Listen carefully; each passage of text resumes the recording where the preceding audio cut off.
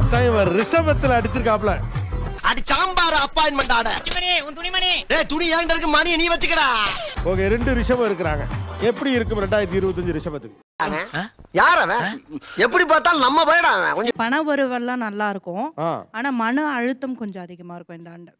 ஒரு பிச்சைக்காரனை விட்டா படாத பாடுபடி. சூப்பரா இருக்கும். நம்பர் 1 ஸ்பாட்ல இருக்கும் ரிஷபம்.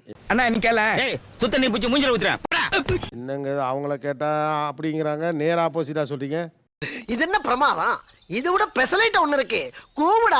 டெக்னிக்கலா பார்க்கும்போது அவங்களுக்கு நிறைய பொருளாதாரத்துல மிகப்பெரிய அளவில் முன்னேற்றங்கள் இருக்கும். இவன் சரியான பைத்தியம் இல்ல, சரியாகாத பைத்தியம்டா. ஒரு மன அழுத்தம் இருந்தது லாஸ்ட் இயர்ல ஃபுல்லா. அதை செய்யலாமா இதை செய்யலாமா அப்படி. ஏண்டா எங்களை இன்னமுமாடா நம்பிக்கிட்டு இருக்க? 2025ல லவ் பண்ணலாமா?